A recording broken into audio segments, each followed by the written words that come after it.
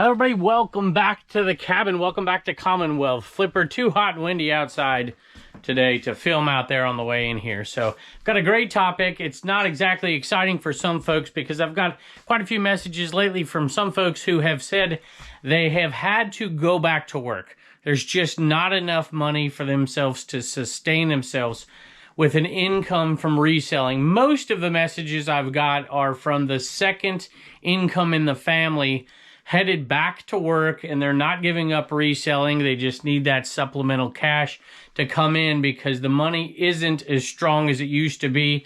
And I want to talk about that. I also want to talk about the topic of full-time reselling, quitting your job. When's the right time? That's something I talk about on Jay Ride's, Island podcast? Sorry, Reseller Island podcast. Sorry, Jay Ride. And I want to talk about that for a little bit as well. I need input from the full-time resellers. I need input from the part-time resellers and from the hobbyists as well. I want to see what you got. And I also want to see from the people whose goal it is to quit their job and become a reseller, and get the input of the folks that tried that and have gone back to work. Let's take a look.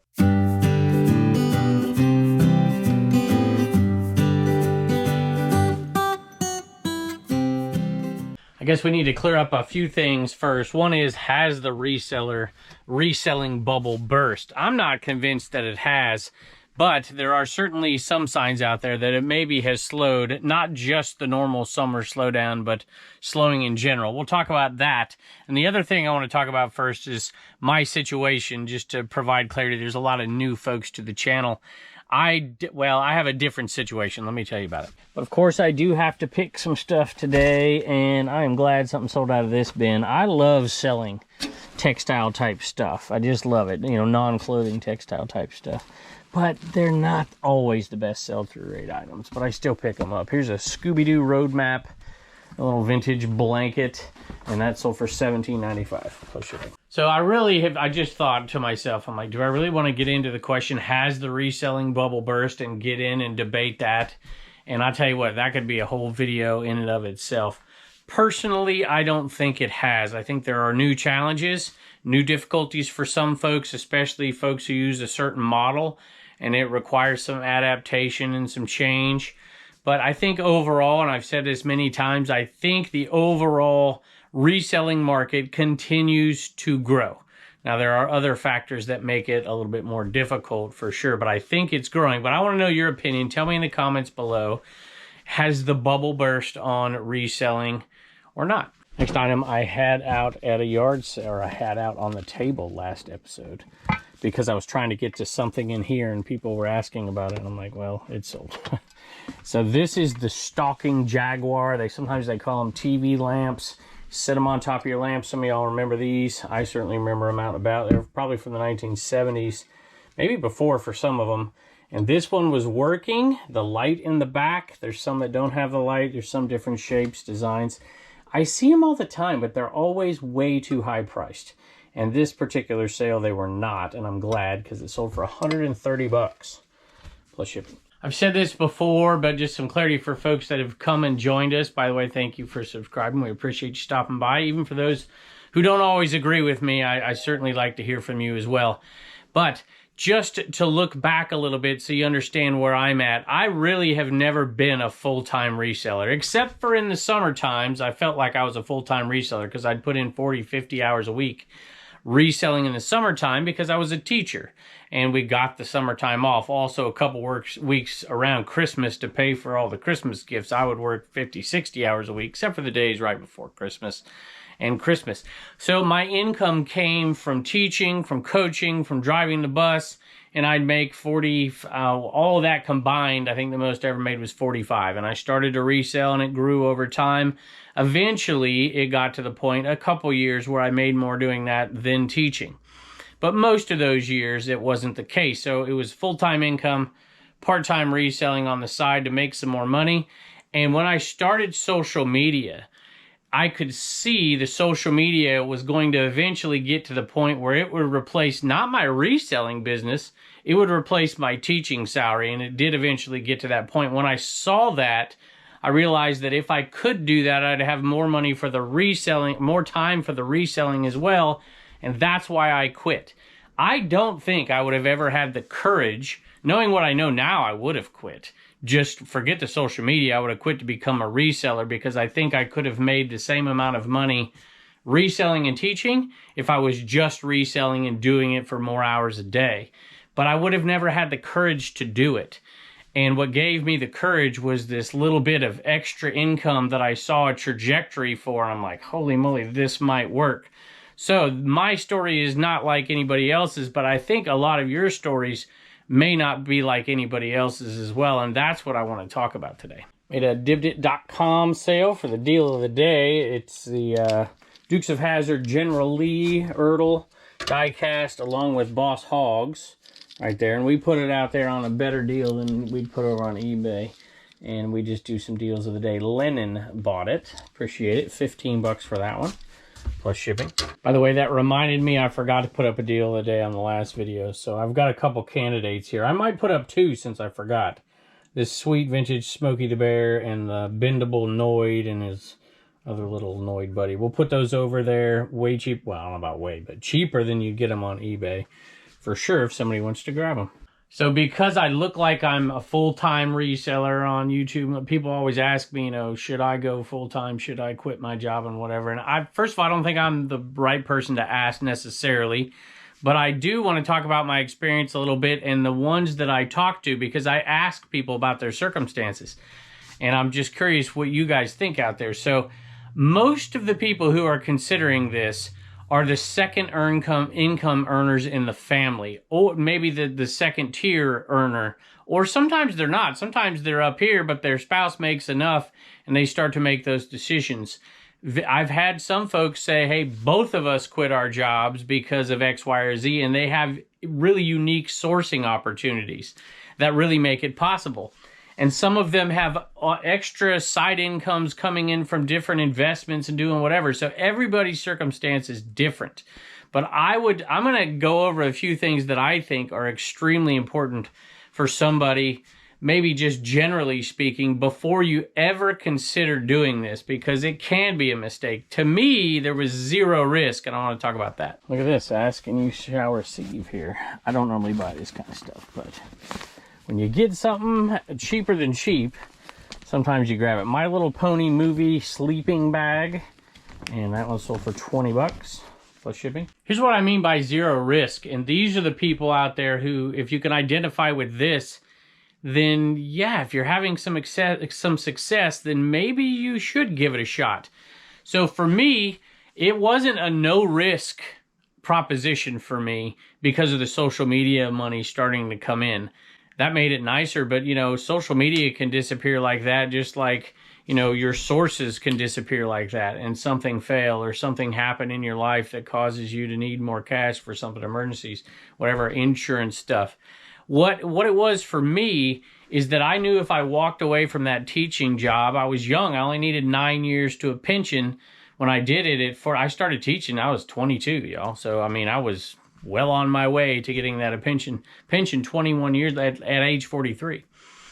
So for me, there was no risk because my profession was a profession that I could get back into at the same pay level or higher immediately, no matter what. So that's why it was no risk.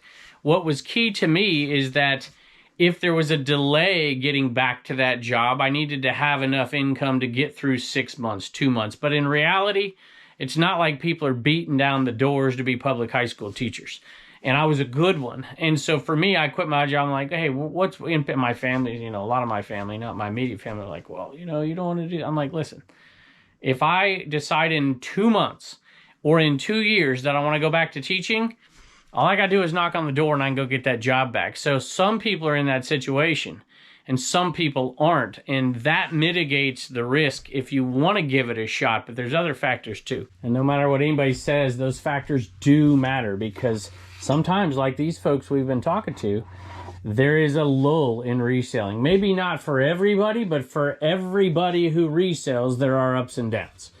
So Peanuts, 1958, 1965. I don't know when this one came out, but it's in great condition. A little rainbow and a Woodstock right there. That's a cool little Peanuts mug. Not going to be a high sell-through rate item for sure. And this one sold for $10.95.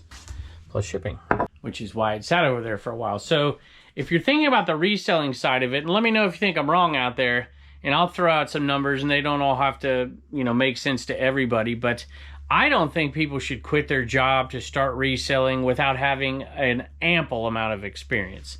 And if you don't need the money, I would suggest, if you want to quit down the road, I would say, you know what, maybe keep your job, do this thing part-time as much as you can, and don't ever pay yourself out of it. See how much money you can make from it, and build up an account to run your business out of when you're ready to quit, or to possibly use in case of emergency as a transition back to a job if you find that you don't like it, if you find that you are struggling, your sources dry, whatever it is, eBay collapses, summer's low, whatever the problem is. I think having not just a cushion, but a cushion as well as a sourcing business nest egg is really, really key for this. I really think it's a terrible idea for folks to quit their job and start reselling without having experience and knowing it, because you watch shows like this and it seems so easy and pie in the sky, but everybody who's been reselling out there for a long time, you know that what you don't see on this show. I was just out there dealing with a sewing machine, a serger type old sewing machine, and they have good value, and I didn't pay much for it, and I knew I'd get good money. Well, it doesn't work, and there's issues with, well, it's still going to sell probably 50, 80 bucks as is, because it's a really nice one, but cleaning that thing and all the dirty stuff and all the hard stuff. We had boxes stacked up from shopcommons.net in here yesterday. They were, you know, someone weighed over 40 pounds, and I had to take some. My dad helps me out, thank goodness, because there's just too much. And getting in the car and going out there, and I drove all the way out to Appomattox and was sourcing this morning at the crack of dawn and sweating and whatever. So it's not all, you know, Commonwealth cabin and cool sales. There's a lot of work to it. And if you've never done that work, you might think you want to do this for a living and quit your job, you know, doing whatever because you hate your job. But I would say don't ever quit without having, you know, geez, I don't know. I don't even know. What do you think? A year, 2 years, 3 years? How much experience and knowledge should you have before you quit? So the little doll, I had it listed. This is one huge benefit of being on YouTube, obviously. You know, there's viewer sales, like this was, I believe. But this viewer, I think it was a viewer, Eddie, told me that I had it listed wrong. It might not have been a viewer. It might have just been somebody looking for this doll. Sweet Susie Sad Eyes is what I had, 1960s. It reminds me of the girl on, what's her name, Wednesday? Yeah, a little bit. No, maybe that's, look at those eyes. So that one sold, I had it listed for $37.95 plus shipping, and I sold it for $30 plus shipping. But they said it was a different doll.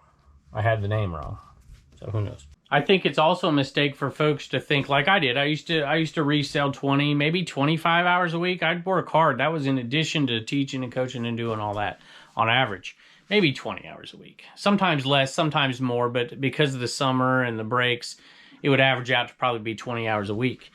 And in my mind, I used to think, okay, 20 hours a week, you know, hey, I just made 36 grand, 38 grand reselling, working 20 hours a week max back then when I was teaching. And I thought to myself, hey, boy, if I quit my job, I could work, that was 40 hours a week at my job. I'm like, I could work 60 hours a week. Let's times 38 times 3. I can make 100,000, and that's enough to live.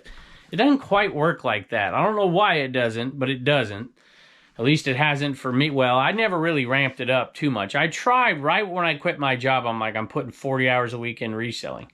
And I was already putting, you know, I replaced my teaching job 40 hours a week, and I started doing social media 40 hours a week, and I kept my reselling in about 20. But right out of the gate, I was scared, so I pushed it, and I was doing 40 hours a week, doing that and doing social media. It was crazy. But, I mean, I worked from the time I got up to the time I went to bed for a while, unless I was doing something with my kids. And so let me know if you have had a job in the past, and now this is what you do full-time. And so you used to be part-time. Did doubling your hours mean doubling your income? I think most people would say no, but I want to know what you think. This next one was a cool sale. It's a golf club head cover, and it was a hot day. And we were struggling to find a lot of great stuff. It was the very last sale of the day, and I looked this up, and I'm like, that looks like a club head cover, and then I saw it said Rory on it. I'm like, okay, this has got to be good. Rory McIlroy.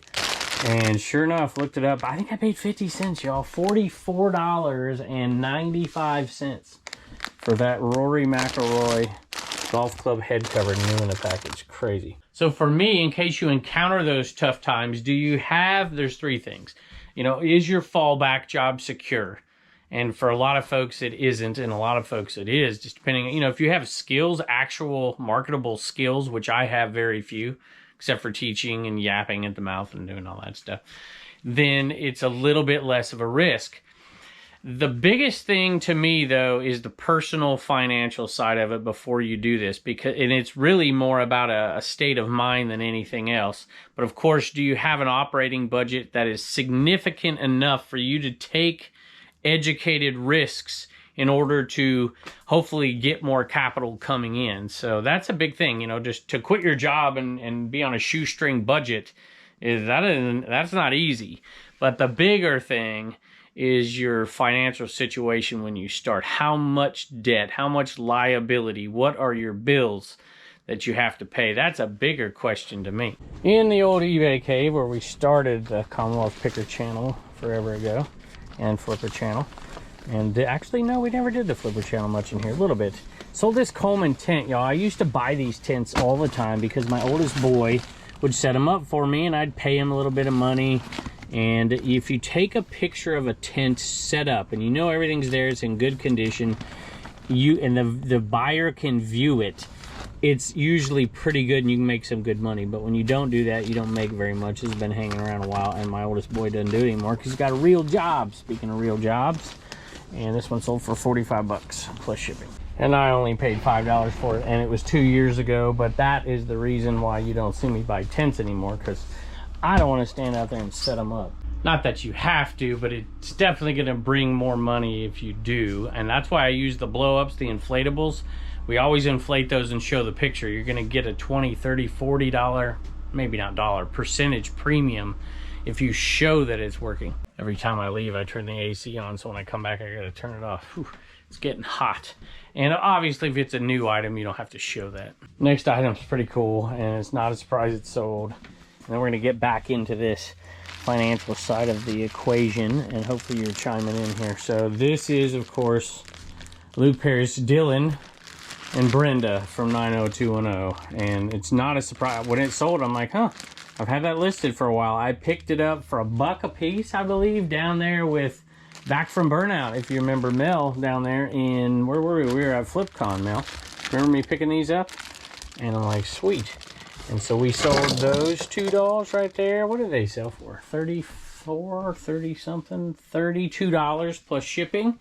And it was no surprise that it hadn't sold, and then it did sell. So just like, Shannon Doherty, of course, passes away, and then you see people buy that stuff. If you remember the PeeWee Herman thing, that was the same thing as well. And so a lot of items that were just sitting there at a lower price, and all of a sudden, boom, they all get snatched up, and then people start to jump up prices for newer things that they're finding. A lot of people bought them and resold them and stuff like that. I don't know that there's anything wrong with that, but I didn't even know. I had no clue whatsoever, and I saw that thing sold, and then I found out later. I'm like, oh, well, that's probably why it sold. Next item I bought at the same place I bought that, I don't know if you want to call it a panther, a jaguar, a puma, or whatever you want to call it, but it was this bear, and I had never seen it before, and there were no comps on that thing, but I'm like, oh, it's got a tag, looks like it's made out of mohair. Got joints in it, made in Italy. I'm like, gotta be worth something, right? And so I paid her $3 for it. I'm glad I did. I listed it and it sold for $23.70. So I did a 5% offer on that one, plus shipping. I think one strategy that I've heard and I can fully endorse completely is, work and have that job. And as you start to move into reselling part-time, take all of that money and do two things with it. Create an operating budget for your business to grow. Don't pay yourself at all, if you can, obviously. And a lot of people are doing this to supplement their incomes so they can just make it all the time, right? But if you're trying to get to this goal of, and that's probably how they'll operate for a long time. A lot of folks out there, retired, partially retired, doing that. But if your goal is to quit your job to become a reseller, for instance, then you have to replace your income and or reduce your liabilities, reduce the outgoing, or both. And you have to create enough cushion to not just pay yourself, but to continue to grow your business, because you're going to want to see that growth, because you don't want to be stuck at the same income level for the next 20 years. You got to figure out a way to scale it a little bit. Now, scaling and reselling isn't easy in the traditional form at all. You can make increases, but it's not like you can scale it only so much, unless you're hiring employees and doing all kinds of different stuff. So it is scalable, but it is not like in this particular format, extremely scalable. It's just not. And people will disagree with that. And I'm not going to argue too much, because it is scalable. It's just, it requires certain things, and it requires not being a sourcer 25 hours a day. It requires inventory coming to you, for instance, making connections and stuff like that. So, which is not something that I love going to garage sales. I want to source like that forever. So just a different personality type, I guess. At any rate, Squishmallows. Steph, I think, is this one. Is that a flying squirrel of some sort? Let me double check, make sure I got the right one. Steph. It's a glider. What is this thing? Squirrel sugar glider? Paid $1, $15.95 plus shipping. If you have $150,000 in living expenses and you make $150,000, you want to quit your job and become a reseller without having, a bunch of money in reserve, good luck. Not a wise decision. No matter how much you hate your job, not a wise decision. It's not. I remember, this is many moons ago, I remember Craigslist Hunter used to say, a one-man show sourcing in this traditional style of sourcing, thrift stores, garage sales, a few private connections, to make $50,000 net profit, that person's doing really well. That was many moons ago. I think, knowing what I know now, I think a one-man show, and I don't want to throw out numbers, people will disagree either side, but I think a one-man show, and I'm not a one-man show, and I'm not full-time either. My family helps, and we are doing side reselling businesses, but I mean, we're talking about, main normal reselling, if you will. I think it is, if you have decent sources, it's very, very possible to make a decent income as a full-time reseller. But it also matters what your personality type is as well. And the personality type of the person who has for years and years and years gone into massive credit card debt or something like that is probably not the person who would have success as a reseller. It takes discipline. It takes, biting the bullet sometimes. It takes all kinds of stuff. So I would also suggest for the person who is, in financial difficulty because of past poor decisions, is to do two things at once. And like I just said, take all that money that you are now making reselling while you still work your job, reallocated into two different pools, and one of those pools needs to be wiping out all your debt. If you can get to a place where you have little to no debt, then you're at a place where your expenses are down, you've controlled the way you live your life, and you have a way better chance of making it work. I'm just, for one, and I'm not bragging about this or anything like that, this has been, in some ways, it's, my drives my wife crazy. Like, I have more money now than I've ever had. I won't buy a new car. I just can't. I'm just not doing it. I can't even buy a car because I've always bought cars for myself that when I buy them have more than 100,000 miles on them. I don't think I've ever owned a car that had less than 100,000 miles on it, ever, in my entire life, that I can think of. I did no, I didn't. We did. The last car I bought, with the one my wife drives, I think had like 90 on it when we bought it. And I just can't do that. And that was my mentality. I would do anything to not go into debt, because I only made so much money, and I wanted to live a life the way I wanted to live a life. And if you started going backwards, and sometimes I'm not being critical of folks, sometimes it's difficult, right? But if this is really what you want to do, that's one of the components to it. Keep your lifestyle down Because you know what? I mean, let's face it, if you're going to make a living doing this, you can't like travel around the country, 6 months out of the year and do this. Well, some people could, I suppose, depending on how you do it, but it isn't easy. So I've given a lot of opinions out there, but I'm curious to hear what you think about people, maybe your experiences as well as has the bubble burst or is it still going up? I'm of the opinion that reselling is getting better. And there's a lot of bumps in the road, but the overall trajectory of it is going up with certain big exceptions that could put that in jeopardy. I undersold a Chargers hat the other day. This one I don't think I undersold, however. Let me go. It's this one right here. It's a nice hat. And it did not sell right off the bat. It did get some interest, but not right off the bat. I think I got this one correct. And it's this Charger hat right here with the Chargers on the back, which kind of is a help to sell it. I actually put that in the front picture. I did a little, what do you call it? What do you call it when you put two things together for a picture? Well, my mind's not working today, but you're going to put it in the comments. And this is in, I think, is this in the, oh, it's American Needle.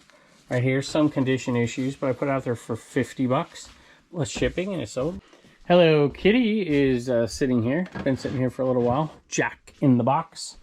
And that one sold for $17.95 plus shipping. And Old Faithful Tupperware. Never much money, but always a sale eventually. They're not exactly quick sellers. This little Tupperware colander with the lid in good shape sold for $11.95 plus shipping. And I recognize that name. So Shane, thank you. Repeat buyer. There, I haven't mentioned any viewer sales today that I can remember, but I just want to say, other than possibly this one, that there are folks who buy that don't leave a message, and so I just want to acknowledge you guys out there. Appreciate it. If you ever do want me to recognize you, put it not in a message, but put it in on the purchase itself as a note to seller. Everything else I don't see, so appreciate that, Shane. Sold an extra small Harley denim jacket. It's got all kinds of fading and stuff on it. I don't know if that's design, I doubt it, but motorcycles. Milwaukee, Wisconsin with the tag on it, but these issues or non-issues, depending how you look at the fading and stuff on it, $34.95 plus shipping. Y'all know joke. This lady asked, I think it was 50 cents for this Samsung DVD VCR combo. Sold for I think just under $120 plus shipping, and it had a remote and extra remotes that I sold as well. So that was a great deal. That one came out on the Commonwealth Picker channel, I think. When did that come out? Last week, Wednesday? I've still got a few more eBay sales that I got to pull, but I just wanted to mention, and I've already shipped them out, that the shopcommons.net over there has just been unbelievable. And the sales, it's crazy. I can't tell you all the messages I'm getting from folks who are saying, thank you for doing this, that they're able to source within a budget and not make a fortune, but, increase their income because they can't get out anymore. I'm like, man, this is really cool. And so thank you to all the sellers, especially the ones who are providing deals over there. If you go over there and look for them, most of the things aren't going to be appetizing for a lot of resellers, but there are some in there. And people are over there picking and choosing their niches and stuff, and people who have antique booths and sell little things off are finding some margin over there. And we've just been making sales like crazy. More came in today, and it's really cool. I'm excited about it. Mike, thank you, Mike, by the way. My buddy Mike. He did buy a lot. He got a camo lot. Let's see, what else have we sold? A shoe lot. That was $200 total for those, plus shipping, and there was plenty of margin for folks to make money.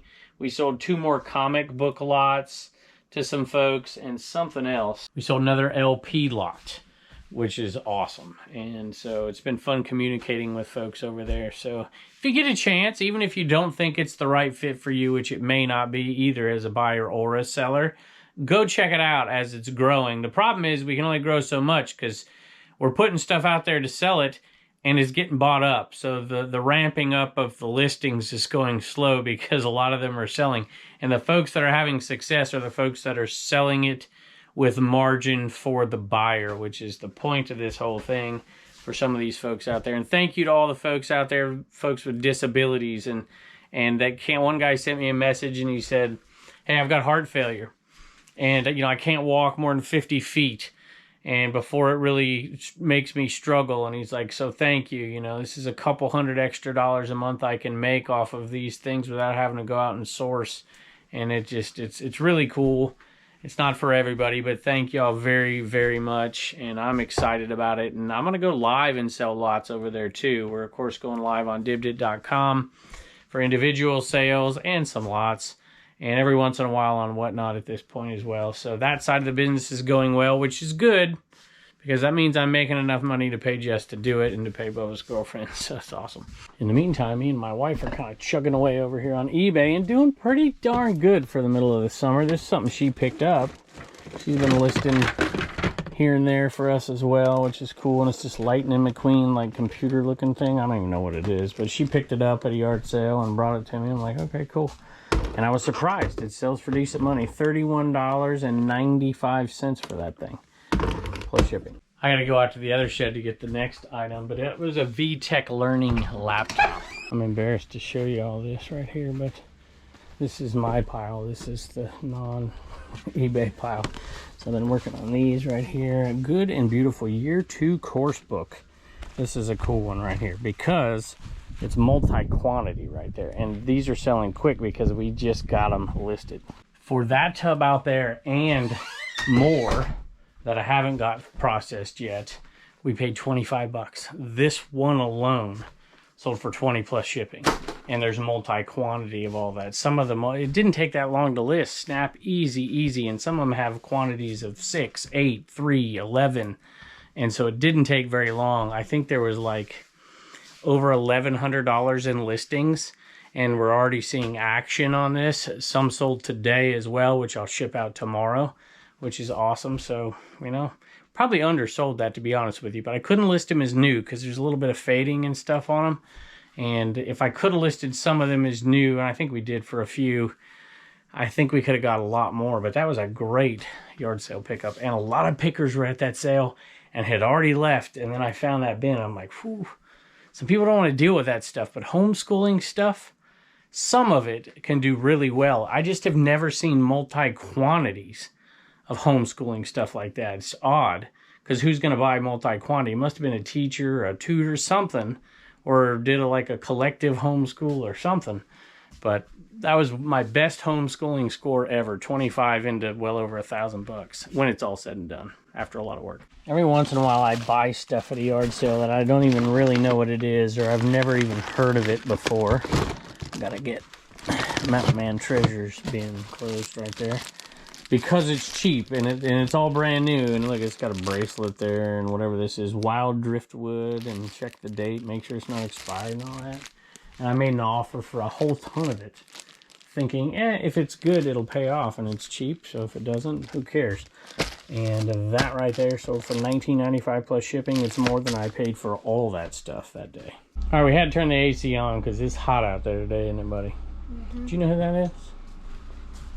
Smokey Bear. That's right. Do you know what that is? Isn't it like that Domino's? Yeah, the Noid. Very cool, buddy. All right, I'm going to thank Erin because we're not pulling Reagan down here. She's just about ready to get that thing off her leg, though, and she'll come down a little bit more. I just hate asking her to come down. So, Erin, thank you for buying the Commonwealth Picker sticker die cut from CommonwealthPicker.com. What do you got, bud? Where do ants live? Where do ants live? I don't know where. Usually with uncles. Thank you, buddy. Bye. I just realized we had no dogs in the video today. No cats in the video today, which kind of makes me sad, but I don't know. It's too hot for them to come out here, even though the treats are here and I entice them because most of y'all like them out there. So hopefully you guys are doing well. Hopefully your sales are going okay. I know some people are reporting poor sales and some are reporting good sales, and it's easy to get down, but we hope you're doing well out there. And hope you're enjoying this summer without this ridiculous heat, at least where I'm at. And we appreciate you supporting us everywhere that you guys do for so long. Thank you for subscribing, for your comments, even if you don't agree with me all the time. I learn from you guys as well. So appreciate you again, and I can't wait to see you next time.